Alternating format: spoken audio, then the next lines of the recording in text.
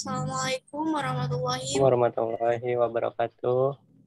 Perkenalkan kami dari kelompok 4. Nama saya Febrianti dengan NIM 2110111201047 bersama teman saya yang bernama Farijal Febriansa dengan NIM saya 2110111201425.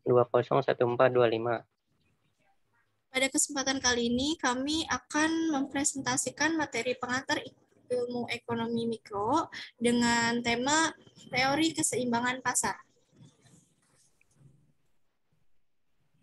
Nah, pada materi ini kita akan membahas 3 bidang. Yang pertama, pengertian keseimbangan pasar, pergeseran keseimbangan pasar, dan yang terakhir, kebijakan harga dasar dan maksimum. Nah, untuk materi pengertian keseimbangan pasar akan dipresentasikan oleh teman saya yang bernama Fahrizal. Silakan Fahrizal. Pengertian keseimbangan pasar. Keseimbangan pasar adalah sebuah kondisi ketika terjadi keseimbangan antara jumlah produk atau jasa yang diminta maupun yang ditawarkan dalam harga tertentu. Terjadinya harga keseimbangan ditentukan oleh kekuatan antara permintaan dengan penawaran. Apabila permintaan lebih kuat dari penawaran, maka harga pada suatu produk akan naik. Adapun fungsi dalam keseimbangan pasar, yang pertama, fungsi permintaan. Fungsi permintaan merupakan suatu persamaan yang menunjukkan adanya suatu hubungan antara jumlah barang yang diminta atau diinginkan oleh setiap konsumen serta faktor-faktor yang mempengaruhinya.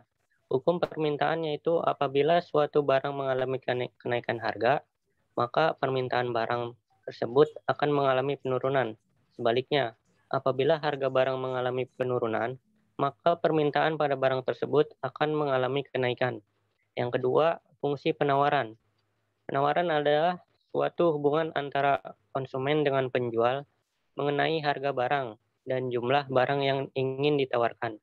Fungsi penawaran bekerja menurut hukum penawaran dengan menerapkan asumsi ceteris paribus, kurung faktor-faktor lain yang mempengaruhi dianggap tetap. Kenaikan harga barang akan diikuti dengan kenaikan jumlah yang ditawarkan.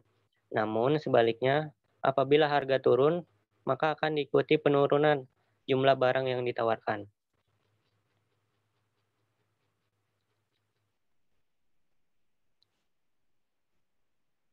C. Pergeseran keseimbangan pasar.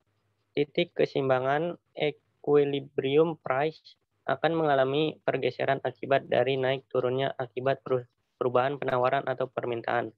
Yang pertama, pergeseran titik keseimbangan yang disebabkan bertambahnya jumlah permintaan. Jumlah permintaan bertambah sedangkan jumlah penawaran tetap, maka ada kecenderungan harga akan naik. Yang kedua, titik keseimbangan yang disebabkan berkurangnya jumlah permintaan.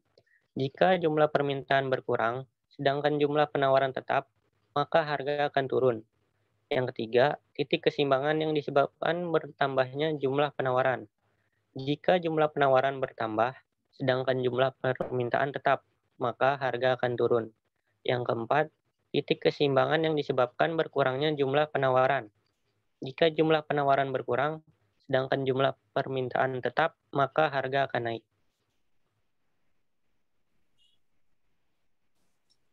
Baik, selanjutnya kebijakan harga dasar dan harga maksimum.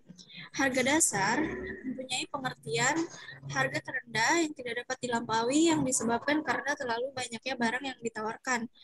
Tujuan dari harga dasar ini adalah stabilisasi harga. Harga yang ditetapkan tidak boleh lebih dari harga dasar.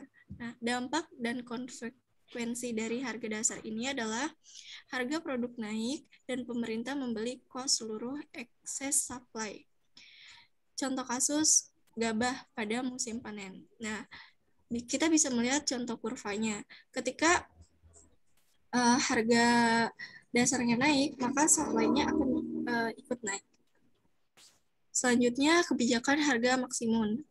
Pengertian kebijakan harga maksimum yaitu kebijakan harga yang tertinggi yang tidak dapat dilampaui disebabkan oleh sedikitnya jumlah barang yang ditawarkan oleh produsen.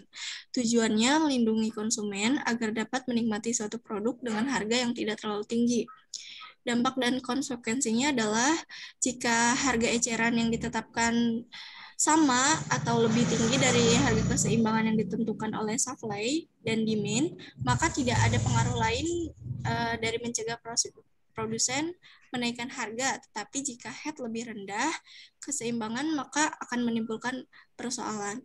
Contoh kasus ketika gabah di musim pacak. Dan demikian adalah contoh kurvanya. Demikian presentasi dari kami.